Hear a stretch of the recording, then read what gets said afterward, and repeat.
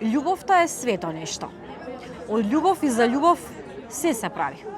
Повозвишено од љубовта, единствено е татковината. Без слободна татковина, љубовта не може да дојде до незиниот вистински израз. Влюбени во татковината, со мојот животен сопатник, бевме уште од детството, затоа што произлегувавме од македонски револуционерни фамилии. За слободата на татковината, во својата бујна младост, нарамивме оружје. Како борци во најубавите младешки години, си дадовме збор дека по ослободувањето ќе се венчаме.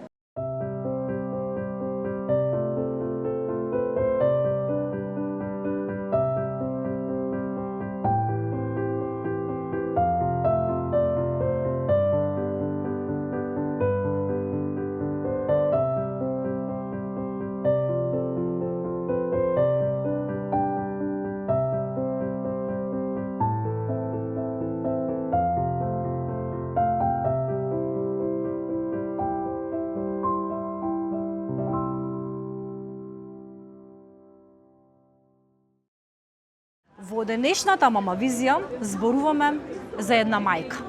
Хероина во вистинска смисла на зборот. Зборуваме за партизанката Евдокија Вера Фотева.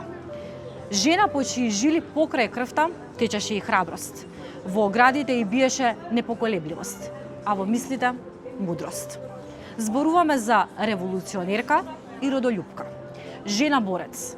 Таа била дел од комунистичкото движење од Егејска Македонија. Прв човек на антифашистичкиот фронт на жените. Мајка на Лазар и Никола. Денеска се присетуваме на незиното детство, за тоа како влегла во партизанските редови, за незините најтешки денови кога била во озогласените затвори и логори. Сите овие прашања ги адресираме до незиниот првороден син Лазар, во чие друштво сме денес. Ви благодарам што ја прифативте поканата да зборувате за слободен печат. Ајде за почеток, господин Лазар, како би ја опишале вие вашата мајка?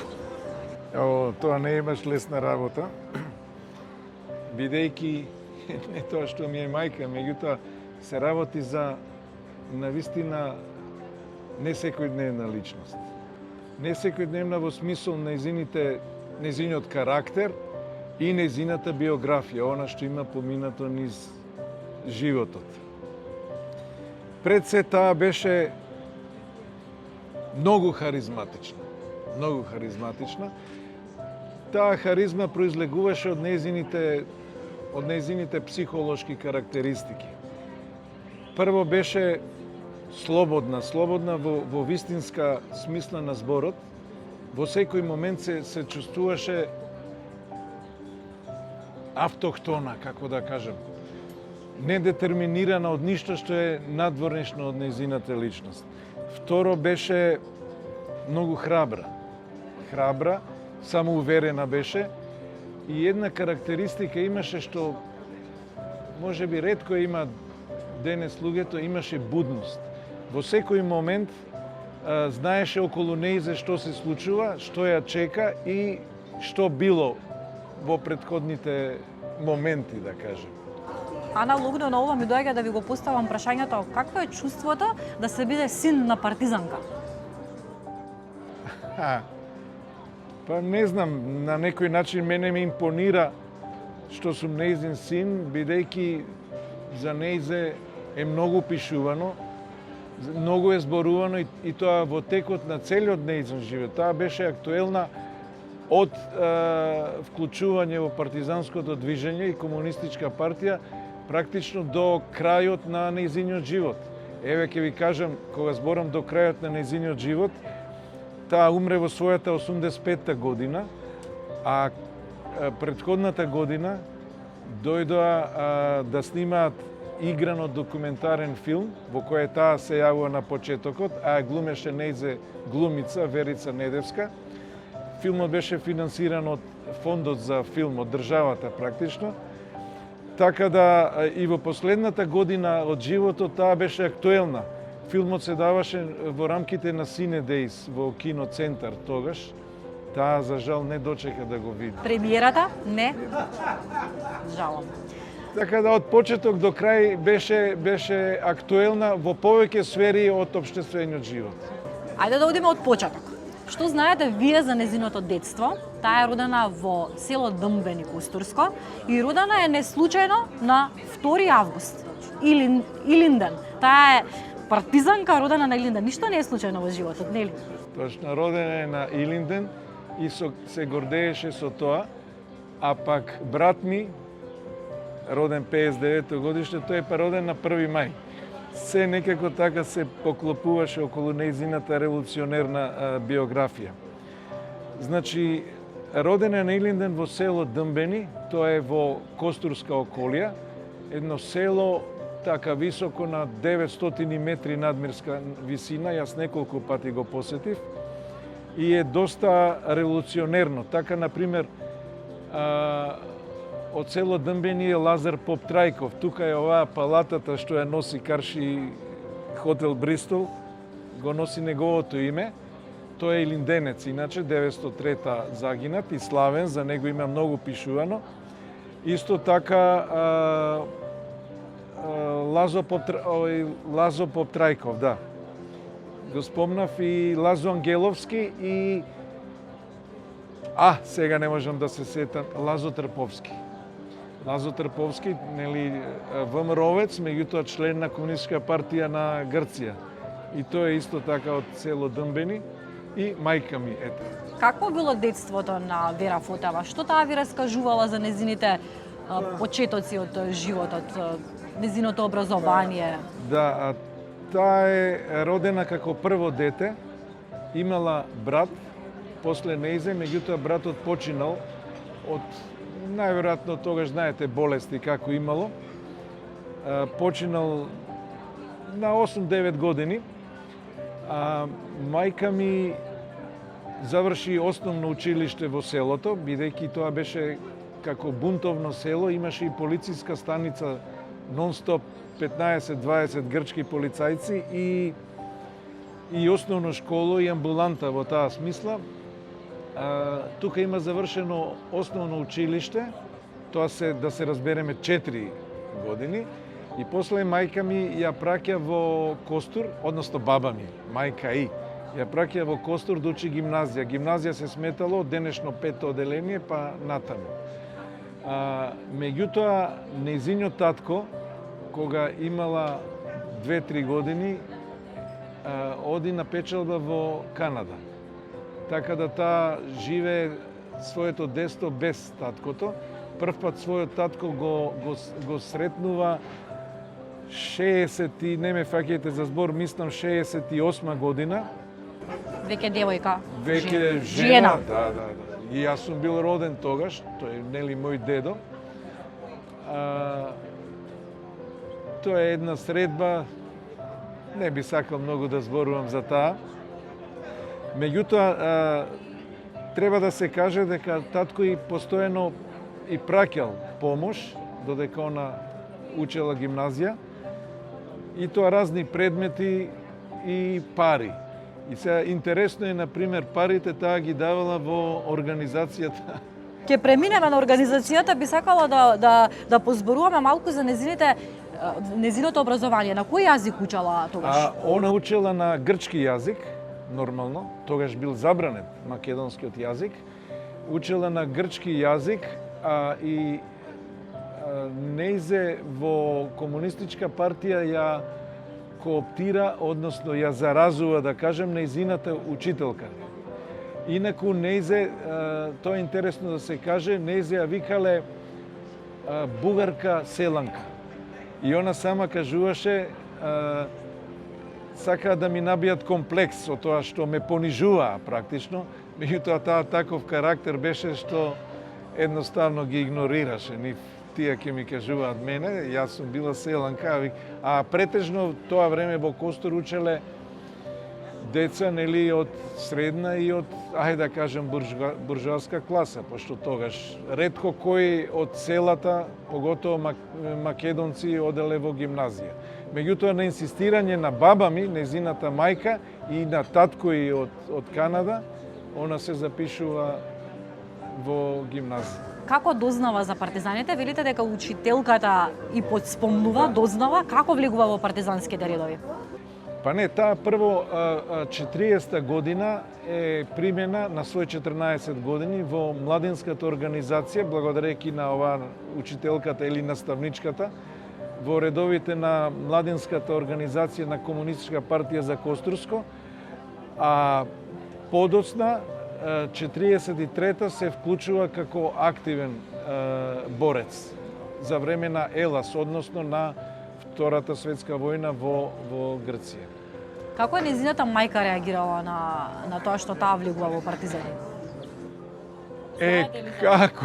Не знам баш, ама верувам дека се спротивставувала на тоа. Меѓутоа, на мајка ми брат има загинато во не во Илинденско, бил Илинденец, после Илинденско востание турците го убиваат. Тој бил, има фотографија со реденици, со од комитите, нели? Така да предпоставувам дека баба ми, знаејќи за нејзиниот брат, и така на некој начин и ја одобрувал, а и била против, оти ќерка е единец. Мајка ми е единец. Мислам, братот и починал и така.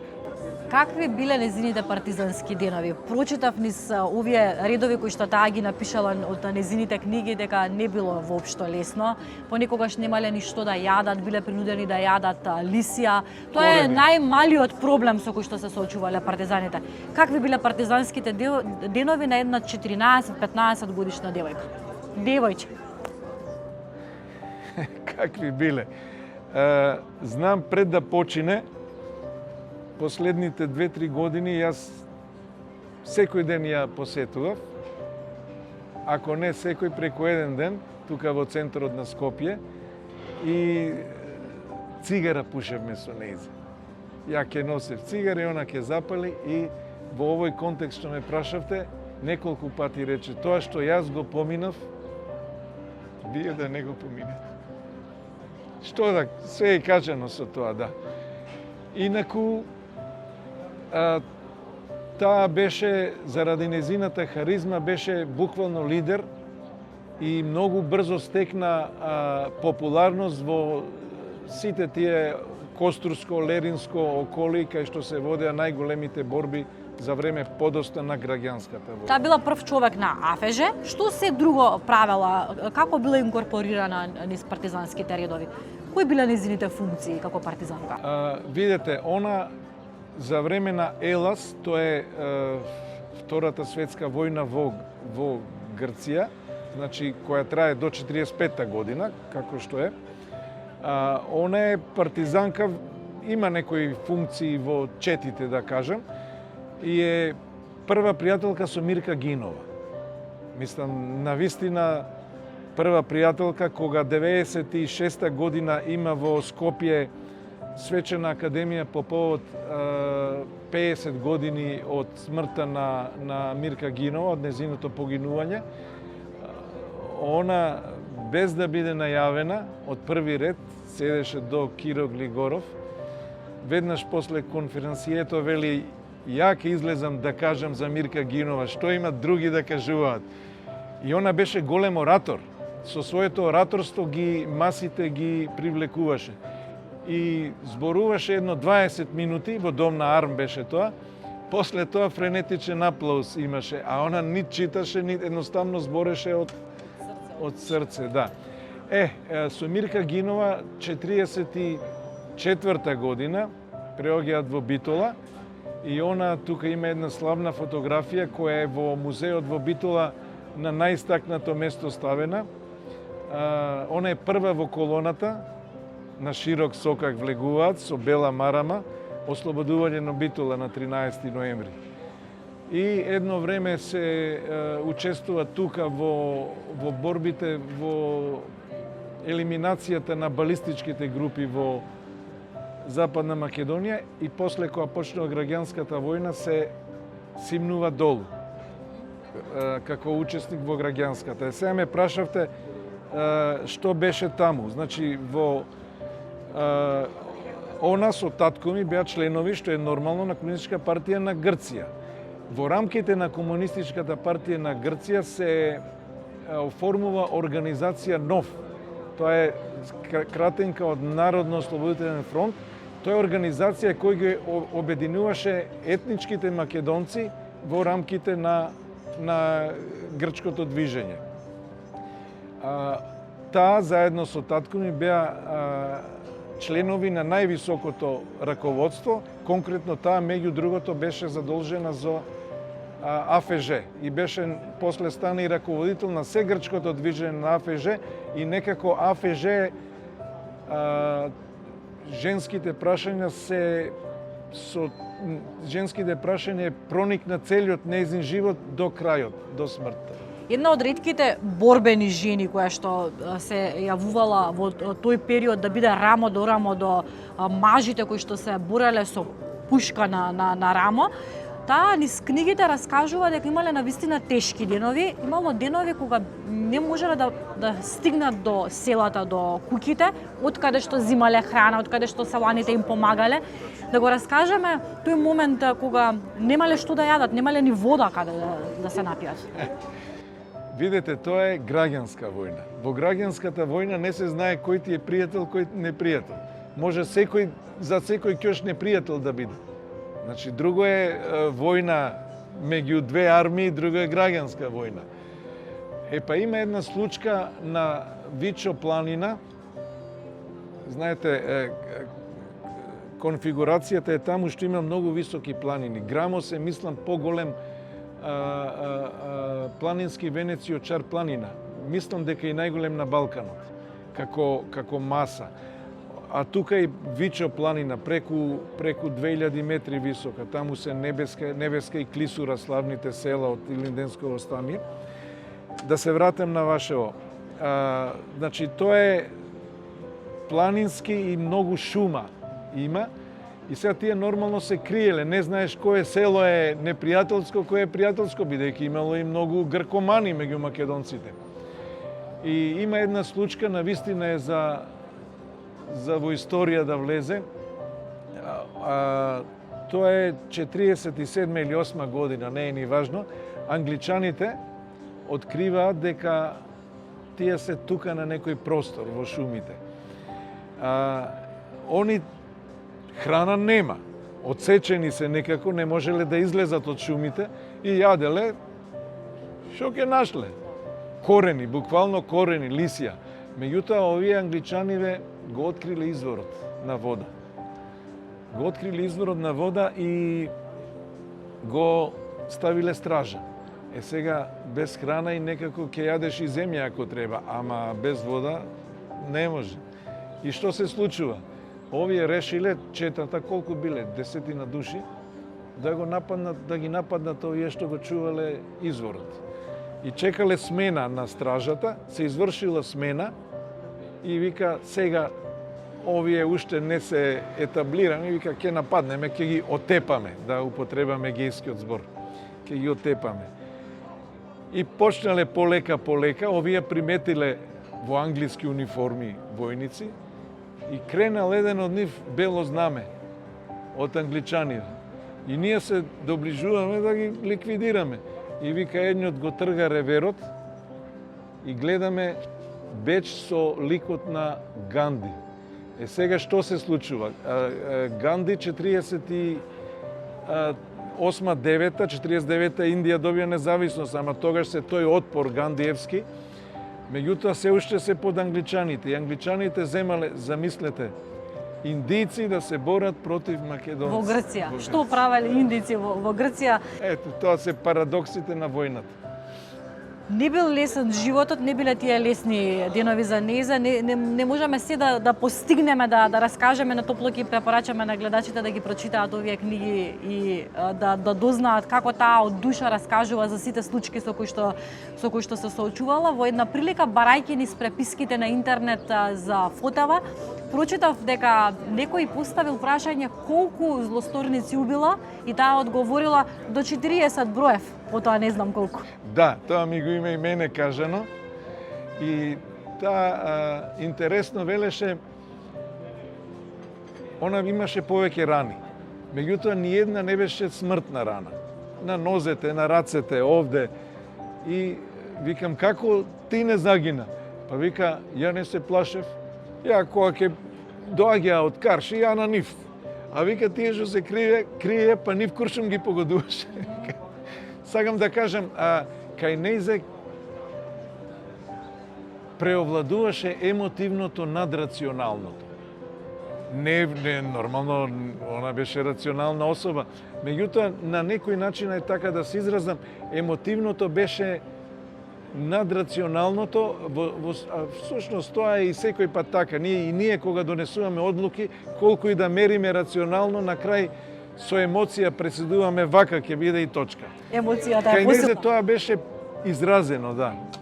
Така. Не мислеше многу кога влегуваше во такви ситуации опасни, така да. А убиството, сега можда нас ни е чудно. Меѓутоа за луѓе во војна, тие што биле, убиството е секојдневна работа, така да и она викаше убивав, што ќе правам. Тоа е тоа. Непријателот. Да. Кога сме кај емоциите, меѓу овие партизански тешки денови се случила и се родила љубов помеѓу двајца партизани. Вашиот татко го споменаме, бидејќи тој и самите како што споменавте бил партизан, и тие се запознаваат така, на тој начин. Како се раѓа оваа љубов? Како се раѓа љубов помеѓу двајца партизани? Па видете, мајка ми беше една од ретките раководители на комунистичкото и партизанско движење. Да се разбереме, огромен број жени беа вклучени, меѓутоа малце беа раководители. Дали една или две, Мирка Гинова, спомнав мајка ми и толку. И она постојано беше меѓу машки. Она во таа смисла реков дека она не правеше разлика меѓу половите, машко-женско. Во смисол денес што човекови права, женски права, за нејзе тоа беше највообичаена работа. Јас сум исто што и мажите, исто. Епа, они, не знам како се случило конкретно, меѓутоа, ете, бидејќи беа во исто раководство, се запознаа и тој беше познат како партизански брак, кој, еве сега ќе ви кажам, мислам е круницан официјално 49 година во Скопје. Официјално, и таму сум и јас запишан во нивната венчален лист, како се вика тоа, како нивни син. Де факто јас сум вонбрачно дете, односно дете произлезен од партизански брак. Така да не сум вонбрачен во таа смисла на зборот, да. Нивната љубов е многу интересна, затоа што тие едно време ја криеле, всушност партизаните не знаеле. Забрането било. Така? Забрането било. Но дел од нив знаеле, се познава кога постојат искрите, така? Кај нив е многу специфично како дотраела таа љубов, и таа самата вели во книгите дека 1 деценија траело нивното свадбено патување. Точно, 1 деценија. Што се подразбира под тоа? Па добро, под свадбено патување таа мисли на целата Голгота што имаат проживеено од 49 година кога капитулира Демократската армија на Грција, кога тие преоѓаат во Албанија, до нивното враќање во Југославија, во денешна Македонија, да. Тоа траело толку долго време, ќе го раскажеме тој дел дека во тие години не имало период кога воопшто не се ни виделе. Инаку кога спомнавте љубовта, мајка ми има напишано, она беше толку емотивна што има во затворот кога има напишано една песна токму за мојот татко, нели, љубовна песна да кажам. По поразот на Дак започнува Голготата. Се случува еден момент, тоа е октомври, ако не се лажам, 1949 година, се случува еден момент кога партизаните, дел од партизаните, меѓу кои што се вашата мајка и татко, неочекувано доаѓаат од страна луѓе и ги собираат со автомобил и ги носат во Албанија. Тука започнува таа Голгота по затвори и логори кои што ќе ни ја раскажете во продолжение. Што се случува тогаш? Видете, интервенција на американската армија, бидејќи англичаните се исцрпени од Втора светска војна, доаѓаат американци, тогаш се и бомбардирани прв пат употребени напалм бомби на селата во Егејска Македонија и капитулира едноставно демократската армија на Грција. И цела армија се пренесува од Грамос, кој што граничи на север Албанија, се префрлува во Албанија, од Грција во Албанија. Тогаш мора да се спомне историскиот контекст. 48 година е ИБ, Информбиро, и Југославија е изолирана од останатите социјалистички земји. Во тие земји спаѓа и Албанија тогаш. И кога преоѓа армијата грци и македонци нормално во Албанија, тогаш нив русите, нормално имало руска армија во Албанија, ги апсат. Моите како раководители на НОВ, на Организацијата на македонците во Грција, обвинувајќи дека се титоисти. За тоа го спомнав и Б, пошто се во конфронтација, и тука ги апсат. Тука се случуваат, мајка ми зборуваше за тие интересни работи, например, и ги земаат највредните предмети. Да кажам, од татко и што и пуштил фотоапарат, понатаму златници што ги имала на организацијата АФЖ и други некои предмети со часовник со кој била емотивно врзана и тоа постојано го во тек на целиот живот го кажуваше, бидејќи знаете тие предмети кога се поклонети од некој имаат душа. Така да на некој начин од душата и од кинале, да. Меѓу другото, ова да го кажам, изимаат пиштол. Пиштол, поклонет од Лазар Колишевски, кога биле во Битола ослободувањето, лично од Лазар Колишевски, Валтер пиштол, кој бил многу драг и тој го земале исто. Јас во контекст на ова, што ми остави мене силен впечаток, часовникот кој што бил изгравиран, нејзин подарок од татко, кој што исто има приказна. Тој часовник таа го подарила на друг партизан, кој што бил убиен. Да, сакате вие да го раскажете, да не? Тој бил убиен. На него пишувало од тато за Вера, за ќерката. Таа му го подарила на другарот партизан, но тој бил убиен и при тоа кога го нашле телото, го нашла часовникот и повторно си го земала за себе. Сакав да го нагласам овој момент затоа што тие биле навистина емотивни предмети за неа, затоа што биле единствените работи кои што ги чувале и ги земале. Тука има и други некои таа подосна ќе каже овие некои чергичиња, некои што ги носела со себе, дури и по затворите. Да, по затворите и останале војничкото кевенце и килимчето кој што до последен момент си ги носи со себе во секоја една келија. Ајде да позборуваме малку за затворските денови, за тие тешки денови. Таа само ќе ја цитирам, уживам да ја цитирам, бидејќи навистина има преубави мисли во книгите. Во една прилика споменува дека во првата келија, кога прв пат влегла во животот во келија, прво била вознемирена затоа што оди во Москва, местото кое што толку силно го посакувала да го посети и го сакала, но не на ваков начин. Пристигнува во Москва во келија и вели келијата дека била многу мала, вели како жива во гроб бев закопана. Видете, целата поента што таа постојано акцентираше, ние бевме невини, немавме никаква вина, ние бевме комунисти кои се боревме против монархофашизмот. А нас не осудија комунистите и тоа оние во кој беа наш идеал. Москва беше тогаш, сите очи беа вперени во Москва како слободна држава, како нешто идеали едноставно. И тоа е тој парадокс што тие го преживуваа, како да кажам, на некој травматичен начин. во таа смисла. Прво одат во затвор во Албанија. Еве како се случува. Прво, кога ги апсат во Албанија, ги ставаат во затвор, тука не се долго време, тука онеја сретнува, замислете, она вели принцезата, една од кралското семејство, кралот на Албанија Зогул, тој бега, нели? Таа дали му била сестра или мајка, не знам, меѓутоа не кела да ја напушти Албанија и таа била до незина келија. Некоја, значи, од кралско семејство.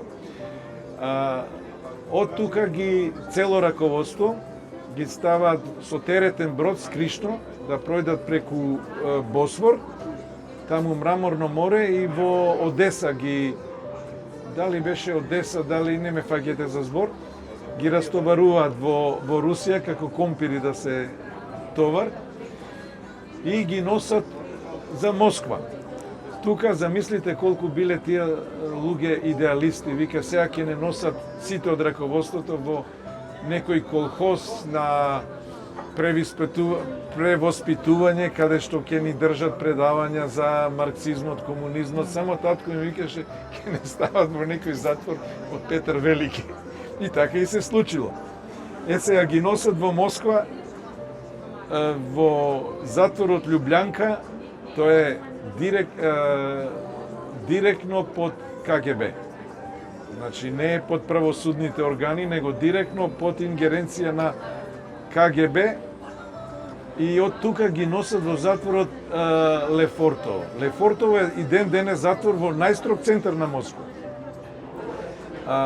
Тој е изграден, мислам, обновен е од кралот Никола, овој Александар што го ликвидираат болшевиците, а веројатно пред тој и од Петар Велики. Меѓутоа, тој е затвор за кој и ден денес ништо не се знае, нема историја. Само се знае дека само самици има тој затвор и денес зборуваат за Алкатраз во Америка. Тоа е како детска градинка во споредба со Лефортово. Тука ги ставаат и она што вие го спомнавте на мајка Микелија е 16 на 8 стопала.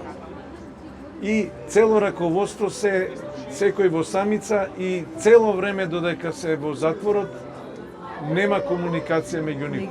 Не се гледа. Не, мајка ми случајно дознава, некој од овие чуварите влегле и како кажале, ти немој да се однесуваш како оној Минчо што е и така дознала дека е жив, она не знаела дали е жив татко ми. Да. Знаете што сакав да споменам во тие пренесувања од еден во друг затвор од Албанија во Русија, знаете што ми остави исто впечаток? Бидејќи ги носеле заедно во исти коли, нели комбиња, тие се смееле. Тоа го кажува дека тоа низ хумор, дури и тогаш како велела таа, јас што издржав во партизани и ова ќе го издржиме.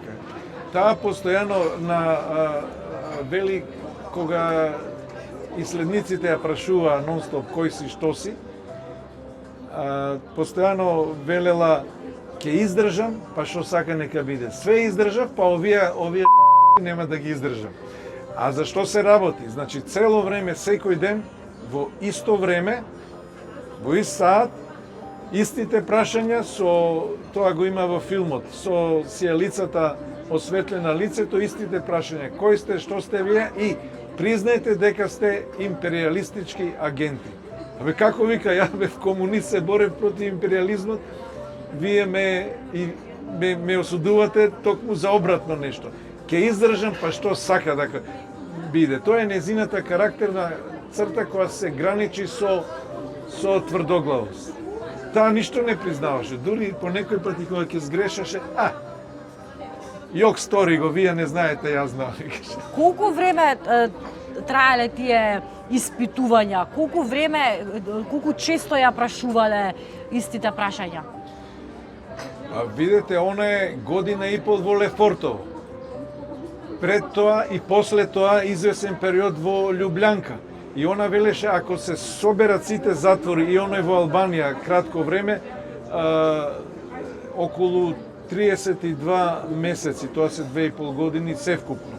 Да. редовни прашувања, истите Не, прашувања. тоа е во Лефортово и во Љубљанка, седиштето на КГБ. Тука на крај ги повторно ги вратија и они осетиле дека се случува нешто важно, бидејќи Љубљанка и ден денес најпознат КГБ-овски затвор, денес ФСБ, како се вика, осетиле дека нешто важно се случува и тука е пресудата донесена без суд. Едноставно, тие што ја испитувале, не само нејзи и останатите, донесуваат пресуда. Ја терале да се потпише за нешто што не е вистина. Точно. Таа покажувала отпор. Очигледно е дека тоа бил силен психички притисок врз неа. Дополнително храната е била оскудна. Зборува дека и давале топла вода со малку сув леп и така натаму. Во една прилика раскажува за тоа дека штрајкувала со глад, со тоа што правела човечења од лебот. Да. Како психички како издржала, како работела на менталното здравје за да остане здраворазумна жена? Ја мислам тоа се должи на две работи. Тоа е некоја, што знам, кохезија меѓу интерното и екстерното. Што сакам да кажам? Она имплицитно нејзиниот карактер беше така. Многу силна жена. Зборува дека очите, кога била млада, не можеле да ја издржат погледот нејзин. Едноставно го тргале другите погледот. Она што во потенција како карактер го имала, веројатно се уште повеќе се потенцирало благодарејќи на околностите. Тоа се војните, разни случки, нешто што никој од нас во овие времиња мирнодопски не може да ги доживее. Да. Знаете што ме фасцинира? Ме фасцинира тоа што таа има 23 години кога се наоѓа во затвор. Да. Од 14 години е во партизани, практично не завршила училиште, а била премногу паметна, преинтелигентна, со многу познавања, жена која што читала книги. Од каде ги знаела сите тие работи? Не знам. Не знам да ви кажам, например, по доаѓањето во Југославија, таа се облекуваше како манекенка. Еве фотографии да видите и ќе спомнуваше работи што не знам како до нејзе стигнале. Например, ова е модата фру-фру.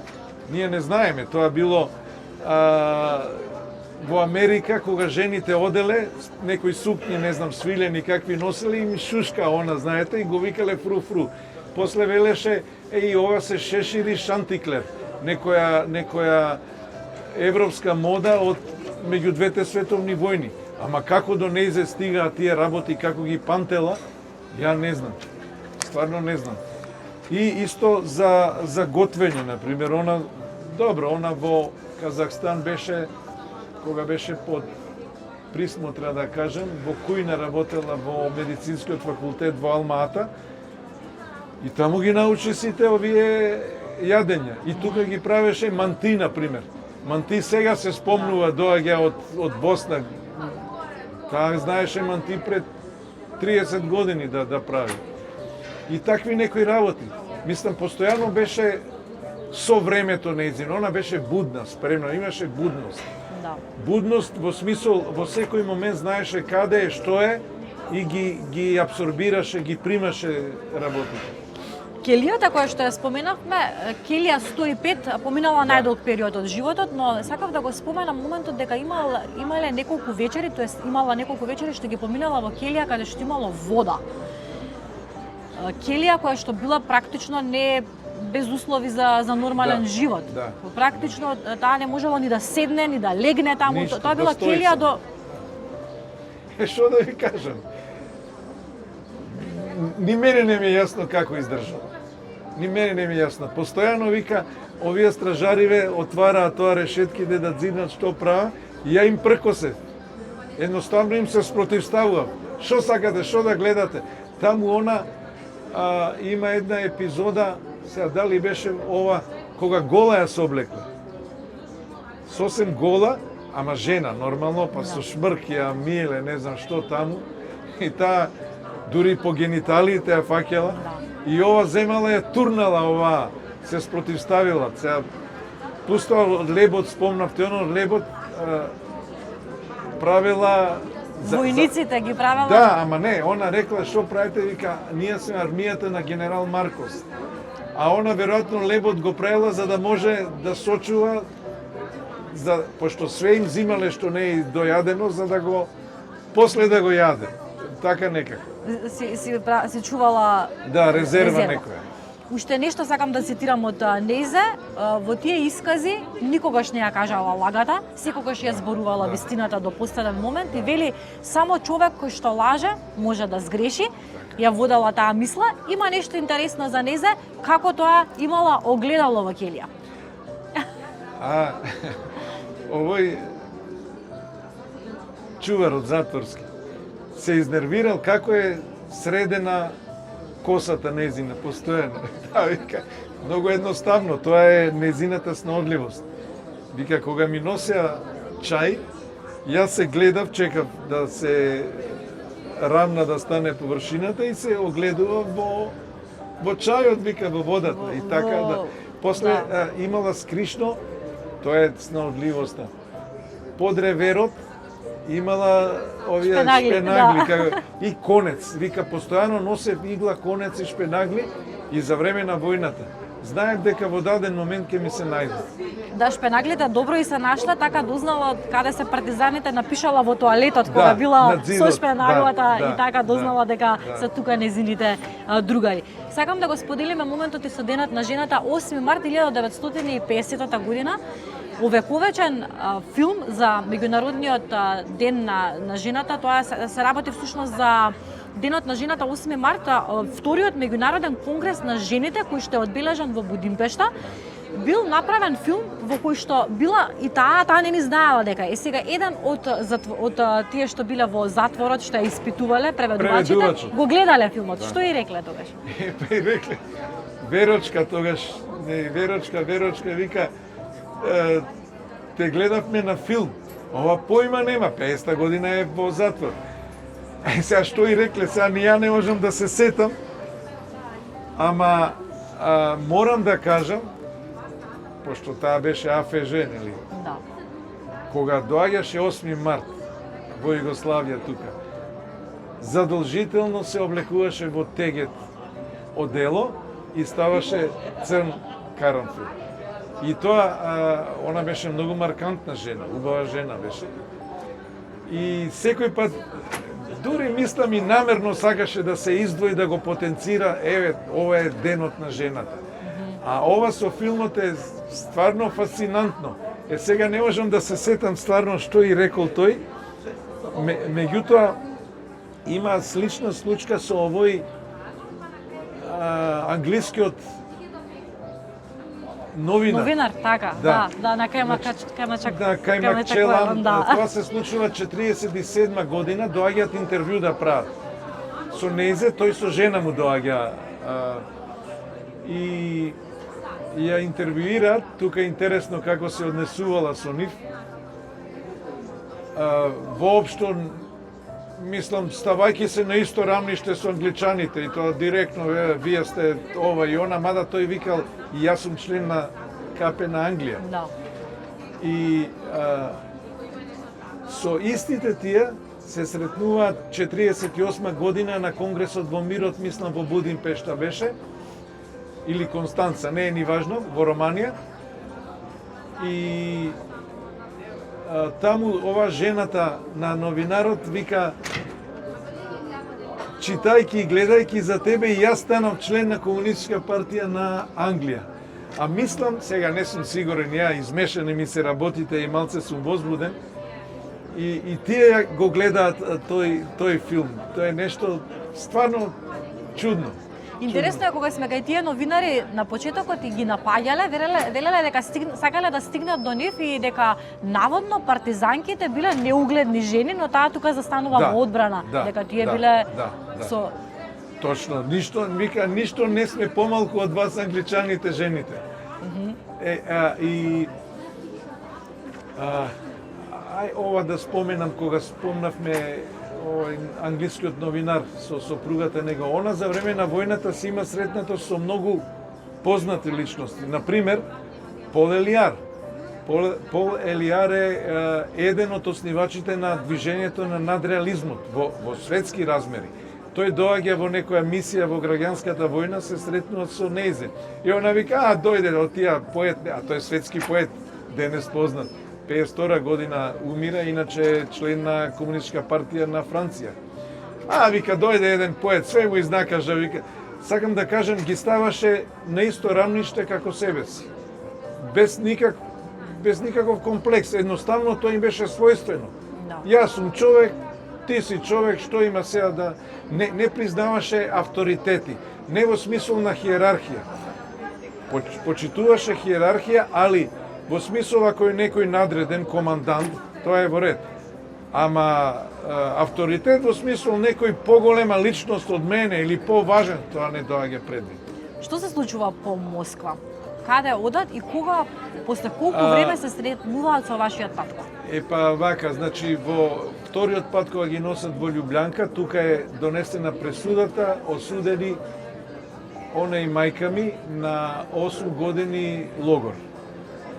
Тука тие се сретнуваат, меѓутоа веднаш се раздвојуваат, бидејќи татко ми го носат во Воркута, тоа е Северно-ледени океан, тоа е ГУЛАГ, од времето на Петар Велики и Сталин, и тоа е таму. А мајка ми ја носат во логорите во Новосибирц. Новосибирц е, еве за илустрација, 7 часовни зони од Европа, далеку, а 4 часовни зони од Москва. Значи, Дженем, тоа е после Казахстан, таму над Кина, кај Монголија, тука негде, во логор. И таму мајка ми вика, одма се сприја, она беше многу комуникативна. Тоа не го кажа. И веднаш пријателки стекнуваше. Таму вика имаше литванки, естонки, германки, французинки, кинескини, од сите женски логор. Да. Нема некој што не бил, вика. И цело време со смеење, со како да кажем, така издржале. Да. Што потоа, кога е ослободена? Вака, значи, 53-та умира Сталин, 54-та веќе се чувствува олабавување, тоа е последица на односите Москва-Белград, и нив 55-та ги ослободуваат од логорот цело раководство, значи мајка ми, татко ми и останатите, и ги носат во Казахстан, во Алма-Ата. Пазете, ова е важно, додека другите членови од армијата, од грчката армија, грци и македонци беа во Ташкент претежно, во Узбекистан, овие беа колку илјади километри, не знам, во Алма-Ата однесени намерно за да како раководство не бидат во контакт со останатите. И тука им даваат работи разни. Кој кондуктер, кој мајка ми во кујна работела, кој, што ја знам, најобични работи, нели, со обврска еднаш месечно во полиција да се јават.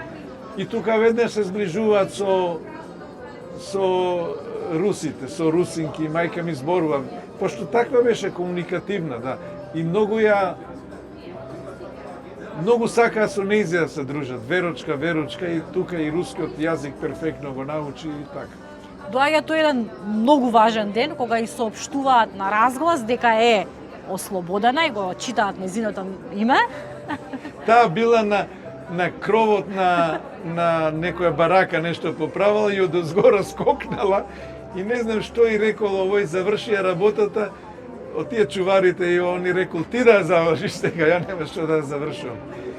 Иначе, она работела на некои специјални не метали, некои, што знам што, како ги кажуваше, заборев името, од камен се ваделе некои многу имам дома од неј за останата спомен, огноотпорен материјал кој се користел меѓу другото и за вселенските бродови.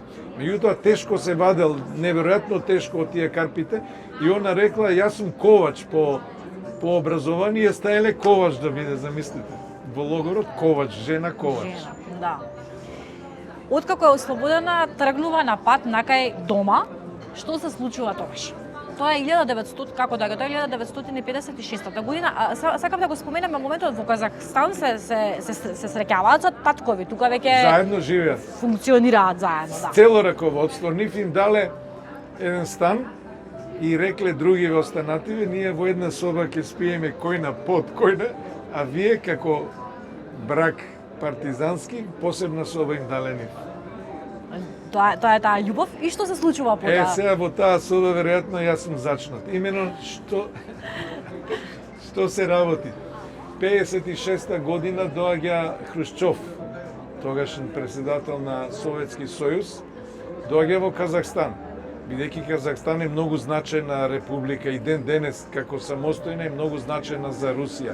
Таму е ракетодромот Бајконур и т.д. атомските бомби. И овие се договориле мора нешто да направиме, шанса е да се вратиме во Југославија. Мада и пред тоа имало контакти по некои писма, овие останатите членови. И се договориле мајка ми да направи нешто со Хрушчов за да се извлечат на некој начин. Имено што е тоа што треба да направи? Напишале писмо, кратко писмо во кое објасниле сака да се пораката е сакаме да се вратиме во Југославија. Хрушчов кога оди по улициве, излегува од тие колите како Тито кога доаѓаше, нели, тука народ све. И она вика, мене ме одредија, јас да ја го дам писмото. И она вика, народ, еден куп. И ја вика, одам, се тепам со лакти да стигнам до него. Стигнува до него, ја фаќа двајца во цивил, овие што се бодигард. И она вика, што да правам, нема. И викнала, товариш Хрушчов на глас. И овој се завртал. И ја видел, веројатно и се допаднал, пошто она стварно беше маркантна личност. И рекол, пуштете го девојчето. Она тогаш има 30 и колку години, некоја година. И ја пуштили и она му рекла, товариш Хрушчов, ве молам ова, земете го. Он го ставил тука, во джепот. И ја мислев после месец дена, ама сега прочита во ова, после неколку дена ја вика на разговор, замислите Леонид Брежњев. После Хрушчов беше 20 години председател на Русија, тогаш бил на Казахстан, иначе близок другар од војната со Хрушчов. И разговор прават со мајка ми, она вика, сакам да се вратиме, ама зошто не останете, стан за вас обезбедивме за секој, не вика, никако сакаме да се вратиме во Југославија, имаме таму роднини, мајка ми е таму. И овој рекол, добро, ќе ве вратиме. Сега тоа е мај 56-та, она е на мене бремена. Така да, во стомакот сум се сретнал и со Хрушчов и со Брежњев. И доаѓаат во Москва и сега да не должам, и тука се случуваат 300 работи, во Москва се сретнуваат со Лазар Колишевски. Тој е веќе во Москва на 15 август мислам беше се доаѓаат. Има тука перипетии со визи бидејќи само мајка ми добила виза. Другите не, ама направиле некако некои од сирийци земале некои визи наместо нив, авионски карти тоест, за да се вратат во Белград, бидејќи авионски карти заради тоа да не се родам ја во Русија. Да, таа е веќе бремена во 9-тиот месец. 9-ти месец. Јас сум 25 август родена, а ова се случува после 15 август сите тие перипетии. Наоѓаат до последен момент карта и за татко ми и летаат за Белград. Заедно летаат и мајка ми водењакот викаше и пука во аеродром. Овие јавуваат од авионот брза помош доаѓа на писта. Мајка ми вели, ја бев практично во несвес. Тогаш ви ја носат во Белград, улица Народен фронт. И таму зборува за доктор Лукич, тој бил управник на ова, вика, ја лично, пошто им било јавено. Тогаш озна беше удба, знаете како, немаше тогаш за фраканци. И лично управникот вика, ја ќе ја породам, и двајца да ќе ги спасам, вика. Така, јас се породам на 25 август. Во Белград. Во Белград, она има тука многу тешка породилно состојба, да. Трески и т.д. Гледате, живи здрави и стигнувате, се враќате во Македонија на крајот и живеете тука. Каков е животот на една партизанка откако се враќа во Македонија, откако завршува се? Што работела таа? Што правела тука? Да се чуди човек. Да се чуди човек. Прво, моите нормално нема образование. И Лазар Кулишевски вика мора нешто формално да имате заради законските, формално мора да има нешто за да едноставно ви доделам пари за да живеете. Сега оне, бидејќи со мајка ми и со татко ми се знаеше од време на граѓанската војна, многу се работуваше, сега да не ги објаснувам тие работи, КПГ, релации. Многу добро се знае, дури на крај од животот Лазар Кулишевски изрази желба да ја види лично мајка ми и се видоа. Дури прашал како е детето што го носи моето име. Тој мислел јас сум крстен на него. А јас сум де факто на дедо ми Лазар, на татко ми, али нема врска тоа, мислам. Да се вратам на ова, татко ми управна школа учи, Иво Пухан професор, кој го прашал што имате завршено, ој рекол 3 докторати. Еден во затвор, еден во планини, а мајка ми, не знам, некое формално образование и кратко време работат во извршен совет на Македонија, тогаш председател Лазар Кулишевски. Мајка ми ја стават на илинденските прашања, за илинденците прашања. Тогаш, знаете, се доделуваа пензии на, уште имаше живи илинденци, учесници 903-та. И вели еден ден доаѓа Лазо Кулишевски и вика, Вера, шо правиш ти? Шо правам, друже Лазар? Па вика, ти на сите им даваш пензии илинденски. Не бива така. Вика, ние за народ се боревме, зашо се боревме за сите да живееме? До последен момент. До последен момент. Сега после тоа им беа доделени, нели, основа е боречка пензија, меѓутоа многу високи примања има, а лично Лазо Кулишевски, кога доаѓа, значи, август 56, им вика, сега се гради најнова зграда во Скопје, во центар, ќе ви дадеме посебен стан и стварно тоа во таа зграда живее најеминентните личности, да кажем. Така да ја не сум растен во егејска средина. Немав контакти со останатите егејци. Какви други интереси имаше вашата мајка? Во една прилика ми споменавте дека пеела убаво. Па тоа сакав да кажам, да се чуди човек од една партизанка револуционерка која и убивала непријатели, како лесно се снајде во мирнодопски услови. Беше многу активна. Таа имаше, нејзиниот карактер беше таков што постојано даваше иницијативи за се и се што. Еве, например, се одржуваше во Охрид таму негде 70-те години Балкански фестивал на народни песни и игри, мислам и до ден денес трае. И она вика, како може гејските ора и игри да не бидат? Мора да бидат. И она издействува таму да бидат и тие. Да. Понатаму беше многу активна во хорот Борец и одеа секаде со низ цела Југославија, тогаш знаете, други времиња беа. Понатаму она нејзината иницијатива. Како и дојде на умот дека народните песни од Костурска околија ќе исчезнат со изумирањето на жените, старите што ги знаеа тие песни. И јас ме земам, отиде кај Живко Фирфов, познат музиколог македонец, починат сега, ама славен, познат музиколог. Му вика, Живко, слушај се, една работа мора да ја направиме. Шо тоа бе, Вера? Вака и вака да ги спасиме од исчезнување песните од Костурско и Леринско. И ја имав тогаш еден Филипс лентаж, тогаш беа тие најмодерен беше, И одевме по жените, тогаш, значи 70-те години, жени стари по 80-90 години.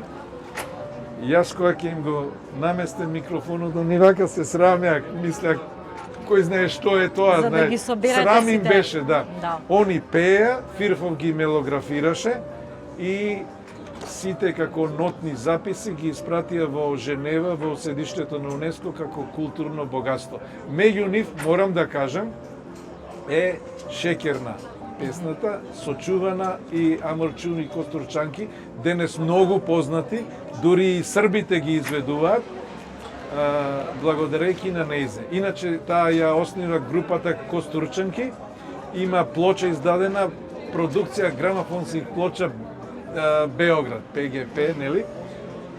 И после нејзе почнаа овие другите групи, Мегленки, Бабчорки и тоа. Привршуваме со разговорот, уште две прашања за самиот крај. Кога првпат оди вашата мајка во Грција, во незиниот роден крај, по завршување на се, колку време поминува и како се чувствува во тие моменти? Тоа беше, мислам, јули 2003 година, после 54 години, од 49 до 2003, 54 години, првпат стапнува на родното тло. Можете да замислите. Тогаш јас и брат ми имав ја Peugeot 204, отидовме на граница од кај Меджитлија намерно и тие осетија, кога ги гледаше пасошите, таа што проверуваше, го викна полицаецот, дојде командирот, која е оваа жена, и ја ни 3 и 4 му се развика. Вика, оваа жена е родена тука и беше партизанка во армијата на генерал Маркос. А генерал Маркос, ова да го спомнам, беше 2 пати во Југославија како физичко лице, приватна посета, и спиеше во мој кревет. А генерал Маркос е исто што беше Јосип Броз тука за време на војната. Како се чувствуваше тогаш кога бевте таму? Што да ви кажам, влегуваме во Грција и од првиот момент до последниот момент, ја и брат ми кажуваме, гледај го ова е Костур, ова е Зерото, ова е Лерин. Секое дрво го врзуваше со спомени. Одиме ваму, тука на тоа место се тепавме со бурантарите, тоа се непријателите. Една случка, тоа е Леринско, мислам, се спуштаме од селава Лерински, сега да не ги споменја по наслов, и едно село има Ајтос. И влегуваме во Ајтос, застани тука, вика, што е кафаната? И тоа е 2003 година. Што е со кафаната? Вика, тука ни кажа селаниве, има неколку непријатели од овие монархофашисти. И ние, вика, ќе ги отепаме. Влегуваме внатре, не неколку внатре, 30-40 души, вика, ние пукај, што убивме, ама бевме 3-4 души ние. Избегавме, вика, мора да бегаме, не можеш сите да ги убиеш. Овие по нас, и еден ме фати, вика, од позади, вака ја фатил, и вика, ке ме задавеше. Ја како што ми беше шмајзерот, пукнав, и овде и ушето му го скинав и образот. И подосна тој зборел 70-тите години, кај нас доаѓа многу Грци, што шпиуни, што не шпиуни, што историчари, да се распрашуваат. И тој пратил набер, ако ја видам Вера жива, ќе ја обесам, вика, ќе ја одерам. И го памтел тоа. Да, го памтил. Што се преживеле. И последното прашање за крај. Да не беше војната, што би сакала таа да биде? Кажала ли некогаш која била незината визија и незината желба? Што сакала да работи? Ја од нејзе немам слушнато, а вчера го прашав брат ми и он вика, не се сеќам да кажала нешто, меѓутоа ја мислам дека таа жена можеше да биде што сака да биде. Од уметник до револуционер. Господин Лазар, огромно задоволство ми беше што успеавме да се навратиме за вашата мајка, за Вера Фотева, име кое што не смее да се заборави. Верувам дека преку оваа емисија помогнавме да биде тоа така и за идните генерации. Ви благодарам што си ја отворивте душата. Ви благодарам вас, меѓутоа морам да кажам дека За нејзе има многу и филмови документарни, странци снимано, французи, германци, холанѓани итд. Али ова посебно ми значи што еве јас како нејзин син можам нешто да кажам. Иначе јас и бев голема слабост.